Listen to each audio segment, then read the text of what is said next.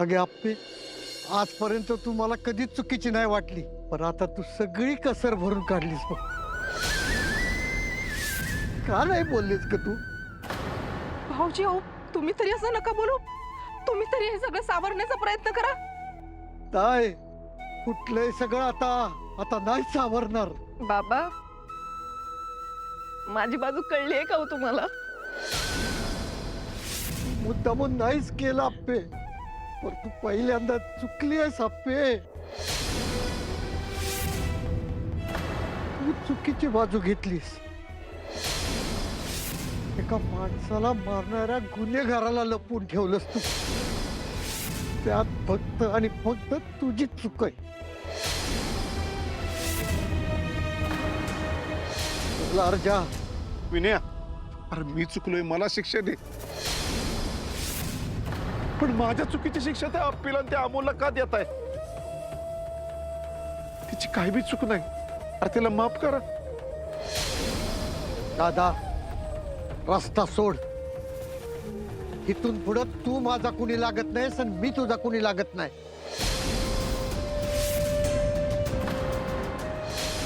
त्यामुळं परत आडवा येऊ नकोस. आणि आलास तर मी स्वतःला आवरू शकणार नाही. विनय काका, तुझं बरोबर आहे. सरकारांना शिक्षा झालीच पाहिजे. अमोलचा विचार कर. दादा, हिला पण चल म्हणतोय की आम्ही. मी नाही, मी हे घर सोडून नाही येऊ शकत. कारण मी हे घर सोडलं ना तर ते घर मी मोडलं असा अर्थ होतो त्याचा. आणि मी माझ्या हातून हे नाही घडू दे. ठीक आहे, तू सांभाळत बस.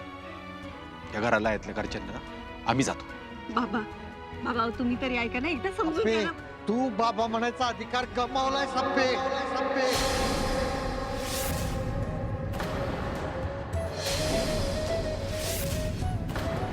चल अर्जा.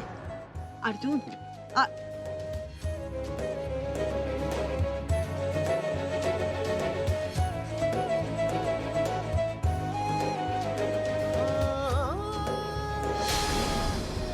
अर्जुन थांब, अर्जुन थांब.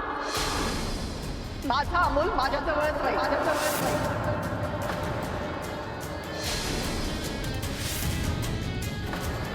अमोल माझा पण मुलगा आहे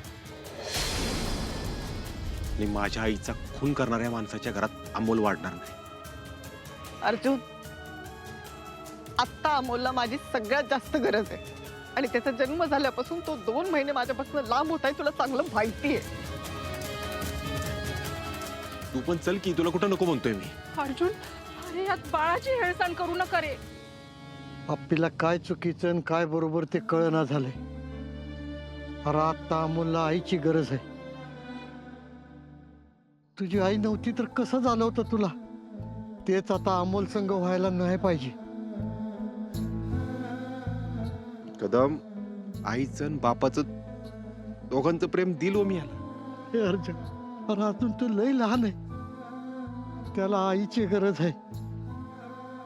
ते तिला आप्पीकडं.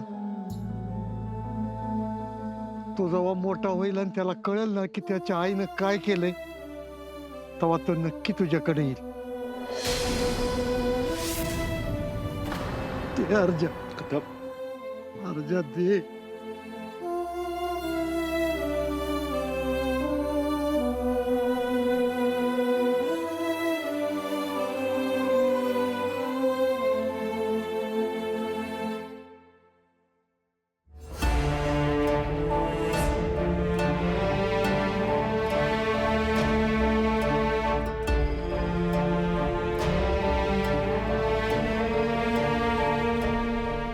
मी माझ्या अमोलला घ्यायला परत येईल. ज्या पद्धतीने तू या माणसाचा विश्वासघात केलायस ना अप्पे, मी कधीच विसरणार नाही.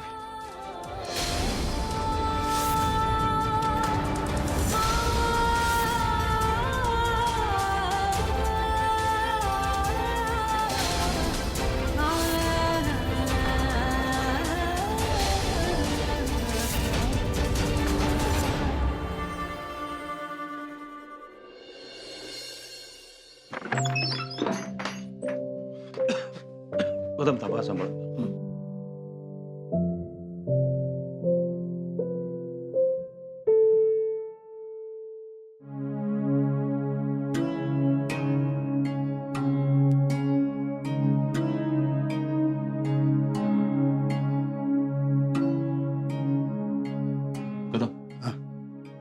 थांबा मी लाईट लावून घेतो. नको अरे. हा? राहू दे, लाईट नको. अहो उन्हाळ्याची सापकिरडं निघतं तिथं. आपल्या शेतात नसत्यात किडे. बस इथं. बर कंदील तरी लावते.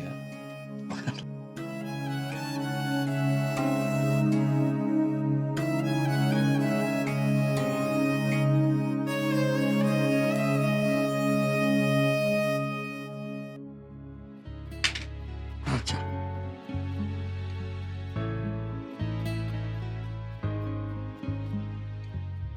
अंधारातच बरं वाटतंय.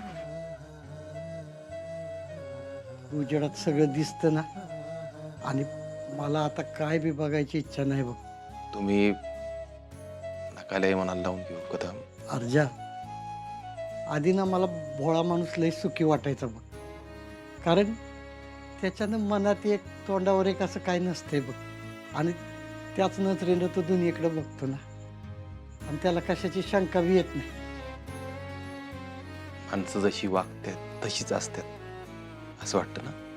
वैर अर्जा, पर खोट आहे ते. अरे माणसानं ना चतुर असलं पाहिजे बघ. लबाड नाही, पण चतुर असलं पाहिजे. तर त्याची माझ्यागत हालत होती बघ. हो कदम. अहो अर्जा, अरे मला बोलू दे.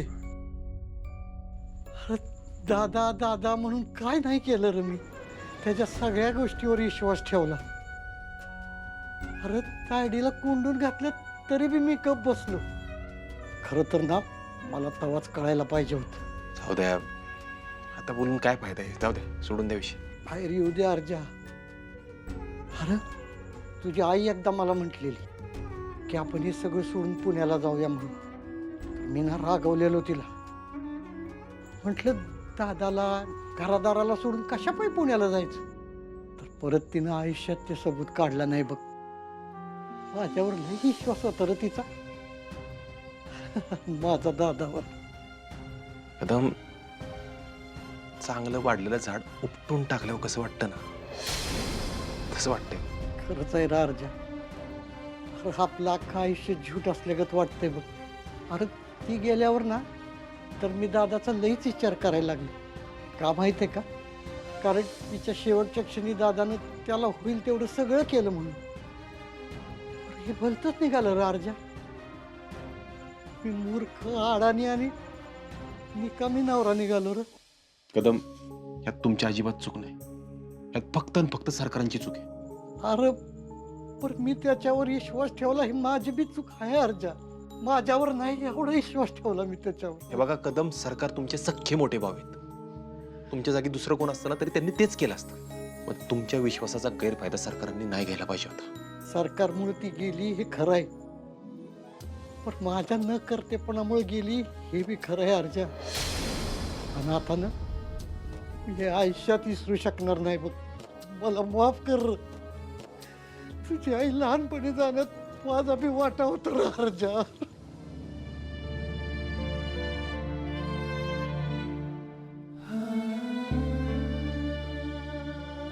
कदम तुम्ही असलं काय बोलू नका.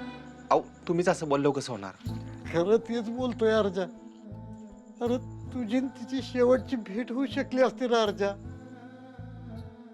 अरे मी जरा लावून धरलं असतं ना तर ते आपल्यात असते रे आज. नाही नाही कदम, यात तुमची काहीच चूक नाही. काहीच चूक नाही.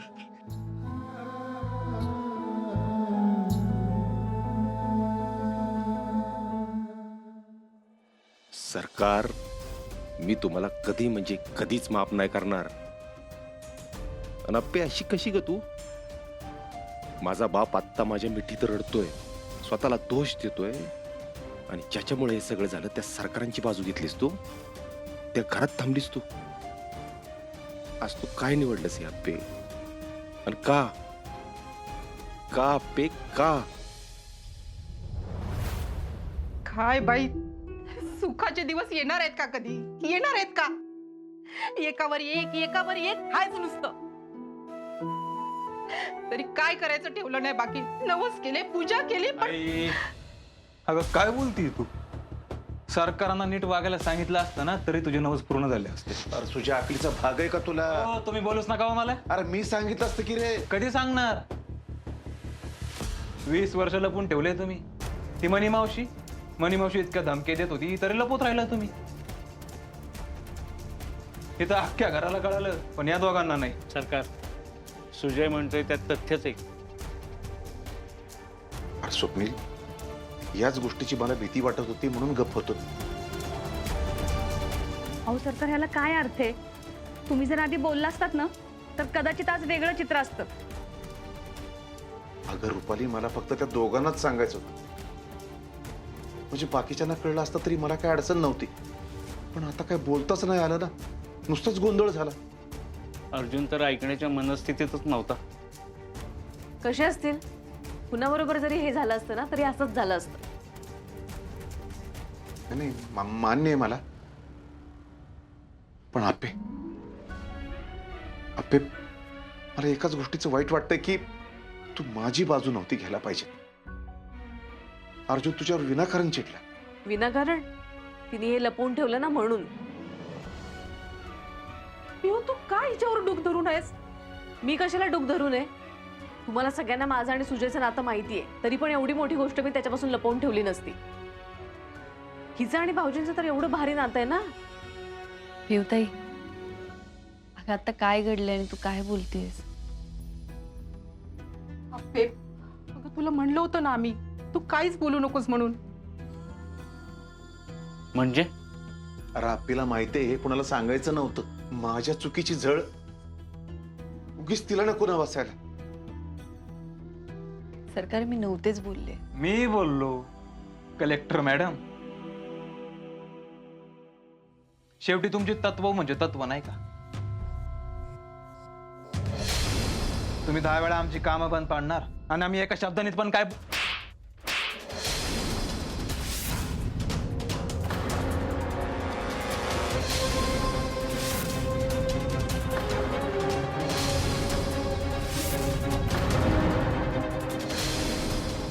काय केलंय तू हे? लाज नाही वाटत तुला?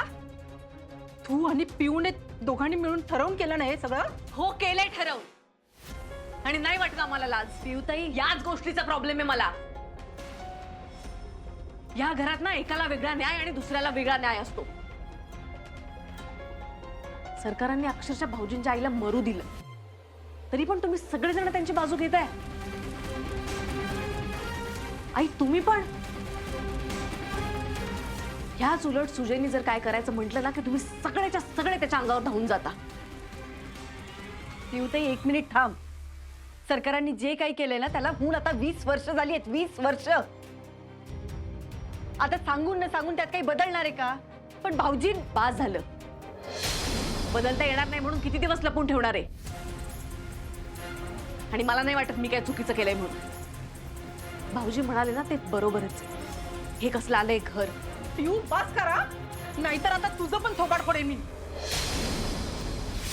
आई, सुजय, चल.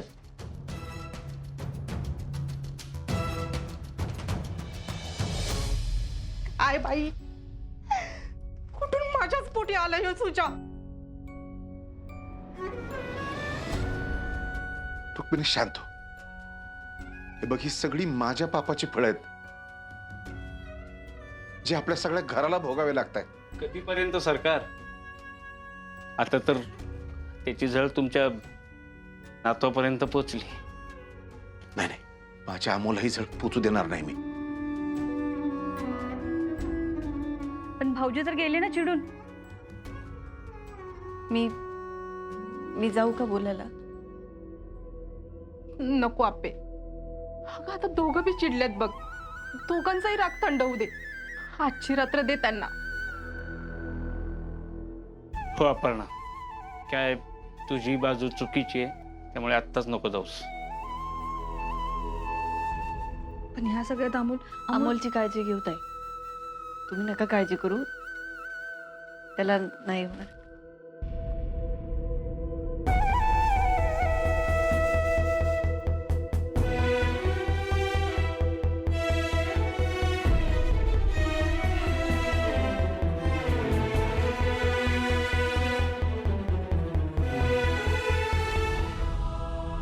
काय करून ठेवलंय म्हणजे स्वतःच्या हाताने स्वतःच्या पायावर दगड मारून घेतलाय आपण. ही गोष्ट आपण आणि भाऊजींपासून नव्हतीच लपवून ठेवायला पाहिजे. तेच तर. अगं मला जेव्हा कळलं ना तेव्हा केवढा धक्का बसला. तुम्हाला माहिती होतं तर तुम्ही मला का नाही बोलला तो? अगं मला परवा कळलं, संकल्पला हॉस्पिटलमध्ये घेऊन गेलो ना तेव्हा मनी मावशी बोलली. मग मी आईला खोदून खोदून विचारलं, तेव्हा आई खरं बोलली. खरंच सरकार किती वाईट आहेत ना. माणूस नाही बदलू शकत रुपाली, नाही. तरी मध्ये मध्ये मला वाटत होतं बरं का, सरकार असं कसं झालेत. कारण मला माहिती आहे ना त्यांचा राग, माज, रुबाब. चहात साखर कमी पडली ना तर चहा फेकून द्यायची. ते काय काय बोललेत. तरी म्हटलं हा माणूस एवढा मऊ कसा झालाय. पण ते शांत होते ना ते या गोष्टीमुळे. हे आपल्या सगळ्यांना कळते, मग आपणाला का कळत नाही बरं? तेच तर मला कळत नाही रुपाली. पण ह्या सगळ्यात अमोलचं काय? बघ की ते दोघं भांडले तेव्हा तो झोपला होता. त्याला तर याची कल्पना पण नसेल. अहो तानं लेकरे होते. आणि अर्जुन भाऊजींचा राग तर समजूच शकते मी. आत्ता अपर्णाने विचार करायला पाहिजे होता. हो ना, अमोलचा काय दोष, पण बिचार भोगणार बघते. अर्जुन भाऊजी किती टोकाचं चिडतात ना हे आपणाला चांगलं माहिती. तरी सुद्धा तिने सरकारांची बाजू घेतली. तिने एकदा सुद्धा विचार केला नाही अमोलला अर्जुन भाऊजींची गरज आहे, बाबांची गरज आहे. हो पण आता आपण हे या घरात बोलू पण शकत नाही. बघितलंच ना आई कशी वागली ते. मी काय म्हणते, आपण जाऊयात का अर्जुन भाऊजींनी मामांजीकडे राहायला? अगं काय बोलतेस तू रुपाली? अर्जुन भाऊजी काय चुकीचं बोलले हो? हा काय चुकीचं बोललेत? कसं ह्या घराला घर म्हणायचं? आत्ता तुम्ही सरकारांबद्दल बोलला, मी तर माझं बाळ गमावलं या घरात. रुपाली तुझं काही चुकीचं नाही वाटत आहे मला. तुम्ही नेहमीच शांत राहत आलात. तुम्हाला हिनवायचे तरी तुम्ही दुर्लक्ष केलं. आपलं बाळ गेलं तेव्हाही तुम्ही शांत राहिला. तेव्हा तर सरकार सुजय भाऊजींना घराच्या बाहेर काढू शकत होते ना, पण नाही केलं त्यांनी. तसं नाही काढलं घराच्या बाहेर. कारण हेच सुजय भाऊजी धमकावत होते त्यांना. सरकार नेहमीच स्वतःचा विचार करत आले. तेच तर. त्यांना चांगलंच माहिती आहे की आपण नेहमीच पडती बाजू घेतो. पण रुपाली आपण जर आता घर सोडून गेलो तर आईचं कसं होणार? आई सरकारांना सोडून येणारच नाही. त्यामुळेच काळजी वाटते मला. नाही नाही, हे बघा, घरात आईंना कोणीच त्रास देणार नाही. सुजय भाऊजी काय किंवा पिऊ, त्या दोघांना आईविषयी रागही नाही आणि त्यांची कसली अडचण पण नाही. पण तिला त्रास होईल. आणि आपल्या त्रासाचं काय, माझ्या त्रासाचं काय? ठीक आहे रुपाली, पण आत्ता आपण गेलो तर अमोल आणि अपर्णाचं काय होईल? काय होणार म्हणजे? अपर्णा चुकली आहे तर बाळ आणि अर्जुन भाऊजी आपल्याकडेच येणार ना. काय बोलतेस तू रुपाली? तू हा विचार करतेस? बाळ आपल्याकडे येणार? काय चाललंय तुझ्या डोक्यात? नाही नाही, मला तसं नव्हतं म्हणायचं. हे बघ, आत्ता जरी आपण गेलो ना तरी आपण अपर्णा आणि अर्जुनला एकत्र आणलं पाहिजे. मला फक्त अमोलविषयी जास्त काळजी वाटते ना, म्हणून बोल. पण हे घर सोडायचं हे मात्र निश्चित. आणि मी आता सगळं. ओके, थांब जरा. मला आजची रात्र दे निर्णय घ्यायला.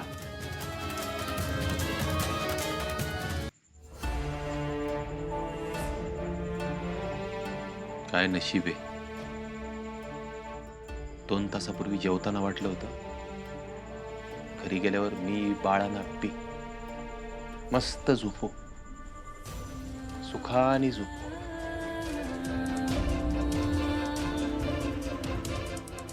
अमोल, बाबा रोज आपल्याला जवळ घेऊन झोपायचे ना. आज कसे झोपले असतील पुन्हा.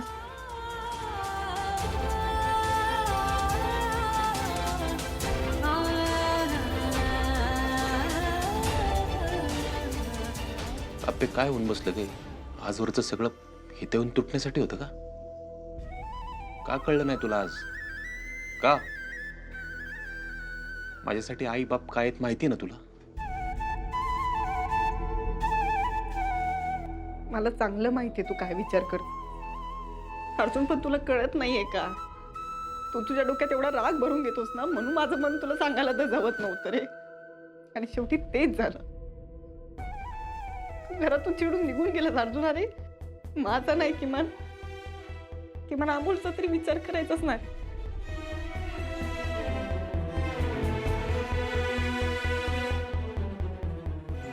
केलाय मी. तू केला? हे सगळं माहीत असून पण त्या घरात वाढवणार आहेस तू अमोलला? त्याला काय संस्कार देणार आपण? कसले?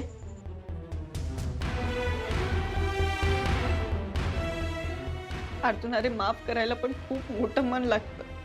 मान्य आहे की सरकार चुकलेत, अक्षम्य गुन्हा केलाय त्यांनी, मान्य आहे की, आणि त्यांनाही मान्य आहे, पण त्यांनाही त्यांची शिक्षा मिळाली आहे की. 4 महिने सुजय भाऊजींनी त्यांना डांबून घातलेलं. अर्जुन, 4 महिने छळलंय त्यांना.